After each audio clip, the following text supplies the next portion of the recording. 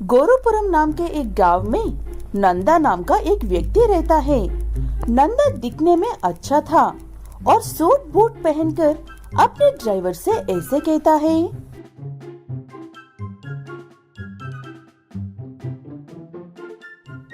हे driver, जल्दी से car लेकर आओ। जल्दी से रेलवे स्टेशन जाना है। चलो चलो। ये क्या कह रहे हो नंदा सर? आज तो बस स्टॉप के पास जाना है कह रहे थे ना। अब सडनली प्लान बदल रहे हो। मैंने जानकारी सिर्फ बस स्टॉप की ही निकाली है। इसीलिए सब कामों के लिए तैयार रहना चाहिए ड्राइवर। मैं कब क्या कहता हूँ ये मैं भी नहीं जानता। तुम्हें इतनी ताकत देकर काम पर इसीलिए तो रखा है। ऐसे कहते हुए जल्दी जल्दी से रेलवे स्टेशन जाते हैं। ऐसे कार से उतारते वक्त सूट बूट निकालकर एक भिखारी के रूप में नीचे उतारता है नंदा। काम के विषय में पंचुअलिटी होनी चाहिए ड्राइवर। अब तुम यहाँ पर नजर मत आओ, वरना मुझे भी कोई नहीं देगा। ऐसे कहते हुए उसके ड्राइवर को दूर भेजकर वो रेलवे स्टेशन के पास बैठकर भीख मांगने लगता है। माँ जे, बहन जे, थोड़े से पैसे इस गरीब के मुंह पर मारिए, आपको ढेर सारा पुण्य मिलेगा।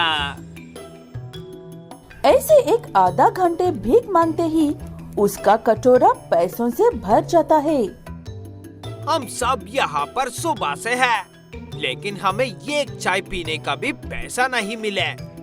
तुम आए हुए आधा घंटा भी नहीं हुआ है, लेकिन तुम्हारे कटोरा पैसा से भर गया है।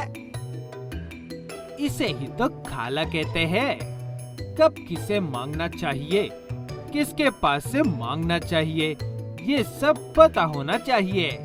मैं इसी की ट्रेनिंग देता हूँ। क्या ट्रेनिंग देते हो? वो भी भीख मांगने वालों को? ये कैसा नमूना है? तब नंदा कहता है उसके पास एक बेगर स्कूल है कहकर उसके स्कूल में ट्रेनिंग लेकर अच्छे से भीख मांगकर कामयाब हो रहे हैं कहता है।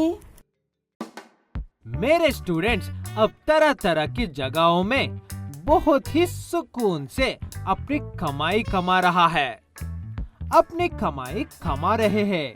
ऐसे कहते हुए उन्हें भी अपने भिखारियों के स्कूल में ज्वाइन होने को कहता है नंदा। ऐसे ही उसके पास ट्रेनिंग लेने वाले लोग अब कैसे भीख मांग रहे ये भी बताता है। वो देखकर वहाँ पर भीख मांगने वाले लोग उस भिखारियों के स्कूल में ट्रेनिंग के लिए ज्वाइन होते हैं। तुम सब मेरे स्कूल में ज्वाइन हो रहे हो, मेरे लिए यही खुशी बात है। अपने स्कूल में बोलने वाली पहली क्लास नंबर 1, हमें कभी भी गंदे और बदसूरत दिखाना होगा लोगों को, तभी उन्हें हम पर दया आएगी। ऐसे शुरू करके तरह तरह के क्लासेस बोलता है नंदा। उसके बाद क्लास खत्म करके स्टूडेंट्स, अब तुम्हारी क्लास खत्म हो गई है। अब सिर्फ प्रैक्टिकल्स करना बाकी है। उसके बाद तुम्हारी ट्रेनिंग पूरी तरह से खत्म होगी। ऐसे कहते हुए कुछ लोगों को रेलवे स्टेशन के सामने भीख मांगने के लिए छोड़ता है और ऐसे उनके भीख मांगने के तरीके को देखता है नंदा। उन्हें एक पैसे का भी कलेक्शन नहीं होता है। उसके बाद पॉइंट नंबर 2, कभी भी अपने कस्टमर्स को परेशान नहीं करना चाहिए। वो गुस्सा होकर देना बंद कर देते हैं।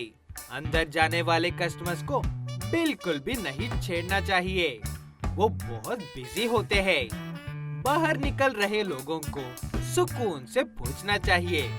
वो जल्दी में नहीं होते हैं, इसीलिए हमारी तरफ देखते हैं। उसके बाद बाकी के स्टूडेंट्स को अलग तरह से काम सिखाकर भीख मांगने को कहता है। वो सब भी नंदा के बताए हुए रास्ते पर ही चलते हैं, लेकिन कोई न कोई गलती करते ही रहते हैं। उन्हें सुधारते हुए स्टूडेंट्स को सही तरीके से कैसे भीख मांगना चाहिए कहकर सिखाता रहता है नंदा। अब कल तक तुम्हारी सबका ट्रेनिंग खत्म हो जाएगी बेकारियों के स्कूल में। बाहर जाकर सुकून से भीख मांगना ही बाकी है। ऐसे कहते हुए उनसे आखिरी प्रैक्टिकल भी करवाकर उन भिखारियों का प्रेसिडेंट है कहकर उसी के हाथों से आज तुम अपनी डिग्रीज लोगे कहता है। मेरे पास एक बहुत बड़ी फाइनेंस कंपनी है। तुम सब अपने पैसे लाकर मेरे फाइनेंस कंपनी में इन्वेस्ट करोगे तो आपके पैसे आप ही के साथ रहेंगे और मैं आपको कमीशन भी दूंगा। मुझे भी इससे थोड़ा सा लाभ होगा। उसकी बातों से लोगों को थोड़ा सा विश्वास होने पर उनके पैसे लाकर नंदा को देते रहते हैं। ऐसे नंदा को अच्छा लाभ होता है। वो भिखारी भी अपने पैसे ऐसे ही सुरक्षित रखते हैं। ऐसे वो भिखारियों का स्कूल हमेशा भिखारियों से खिला रहता है। गए हुए स्टूडेंट्स भी खुशी खुशी अपना जीवन गुजारने लगते हैं। जग्गयपुरम नाम के एक गांव में कलावती नाम की एक महिला रहती है। उस गांव की मुखिया वही थी, इसलिए सभी गांव वाले अपनी समस्या लेकर उसी के पास आते हैं परिष्कार के लिए। मैं जो भी कहती हूँ वो अच्छे के लिए ही होता है किटैया। अब से देखना तुम्हारे घर में कोई समस्या नहीं होगी, लेकिन तुम्हारा घर में ऐसी गलती ना हो, इसका बात का ध्यान रखना। किटैया की पत्नी गुस्से में ऐसे कहती है। तुम जो कर रही हो उन पापों के लिए तुम्हें सजा जरूर मिलेगी कलावती। मेरे साथ अन्याय करके तुम कभी भी खुश नहीं रह सकती हो। ऐसे कहते हुए रोते हुए वहाँ से चली जाती है किटैया की पत्नी। वो देखकर किटैया अच्छे काम करने वालों के साथ हमेशा ऐसे ही मुसीबतें आती रहती है माँ जी। अब चिंता मत करो, मैं जाकर आता हूँ। ऐसे कहते हुए किटैया भी वहाँ से चला जाता है। उसके बाद कलावती भी अपने घर के अंदर चली जाती है। ऐसे अपनी बहू सोनी से ऐसे कहती है। बहू रानी, मेरे लिए थोड़ी सी कॉफी लेकर आओ, सर में बहुत दर्द है। कॉफी लेकर आने के लिए मैं खाली नहीं बैठी हूँ, अगर चाहिए तो खुद ही जाकर लेकर आओ। ठीक है, ताकत बची हो तो बना लूंगी। इस बूढ़ी को एक कॉफी देने के लिए भी कोई नहीं है इस घर पे। ऐसे कहते हुए कलावती वहाँ से उठकर अपने कमरे में चली जाती है। अपनी सासू माँ से ऐसे क्यों बात करती हो तुम? उम्र में बड़ी है, ऊपर से बहुत ही धीमी लग रही है बेचारी। इतनी फिक्र करने की जरूरत नहीं है दीदी। तुम कुछ भी नहीं जानती हो मेरी सासू माँ के बारे में। ऐसे सिर्फ बाहर से धीरी और शांत लगती है, असल में इस गांव की मुखिया बनकर वो क्या करती है पता है तुम्हें? ऐसे कहते हुए कलावती के बारे में बोलना शुरू करती है सोनी। सोनी की शादी होकर घर आने वाले पहले दिन रात को सबके सोने के बाद उसका पति उसके कमरे में नहीं है कहकर ढूंढ रही थी सोनी। इस आधी रात में कहाँ पर गए हैं ये? अरे वो कैसी आवाज है? घर के बाहर से आ रही है, शायद बाहर कुछ हो रहा है। ऐसे कहते हुए बाहर जाकर देखा तो वहाँ पर कलावती कुछ गुंडों के साथ बैठकर चर्चा कर रही थी। क्या चल रहा है कहकर ध्यान से देखने पर एक छोटे बच्चे को दूध में जहर मिलाकर मार रहे थे। वो देखकर डर से कांपने लगती है सोनी। इतने में उसे एक महिला पीछे से खींचकर, ये सब आपको नहीं देखना चाहिए माँ जी। ये बात आपको पता चली है कहकर आपकी जान लेने में भी नहीं सोचेंगे ये लोग। असल में यहाँ पर हो क्या रहा है? कौन सी बात पता चलने पर मेरी जान लेंगे? बेचारे उस छोटे बच्चे की जान क्यों ले ली उन्होंने?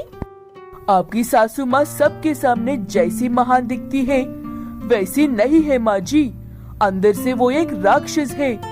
सुबह उठने से लेकर हर काम पाप वाला ही करती है, वो भी बड़े बड़े पाप। इसमें ये तो बड़ी पाप है इन बच्चों को मारना। वो बात सुनने के बाद कलावती ऐसे क्यों करती है कहकर पूछने पर उस गांव में किसी को भी लड़की होने पर उन सबके साथ यही करती है। कलावती कहती है लड़कियां किसी काम की नहीं होती है कहकर उनका जन्म परिवार के लिए पीड़ा है कहकर, इसलिए जन्म लेते ही उन्हें आधी रात को ऐसे लेकर आकर जहर वाला दूध पिलाकर मार देते हैं कहते हैं। इसलिए उस गांव की महिलाएं उसे श्राप देती रहती है, लेकिन ये किसी की भी बातों पर ध्यान दिए बिना ये सब करती रहती है कहती है। इस जमाने में भी ऐसी राक्षस है, इस बात का मैं यकीन नहीं कर पा रही हूँ। इस काम में मेरे पति का भी हाथ है, मैं ये सब बर्दाश्त नहीं कर पा रही हूँ। कैसे भी करके इनकी अकल ठिकाने लगाना ही होगा। ऐसे कहते हुए उस दिन रात को उसे कुछ भी पता नहीं है। ऐसे सोचते हुए जाकर चुपचाप सो जाती है सोनी। अगले दिन से कलावती का असली चेहरा बाहर लाने के लिए जिद्दी बातें करते हुए हर काम उल्टा करते हुए रहती है, लेकिन कलावती कहीं पर भी एक छोटी गलती भी नहीं होने देती है।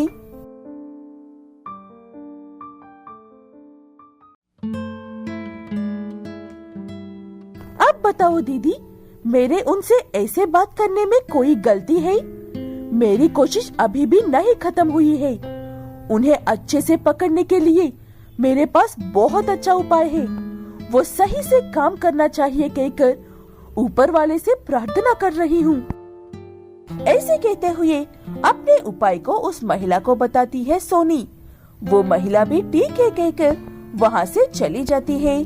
सोनी अब 6 महीने की गर्भवती है। ऐसे ही उसके अस्पताल जाने का वक्त भी आ जाता है।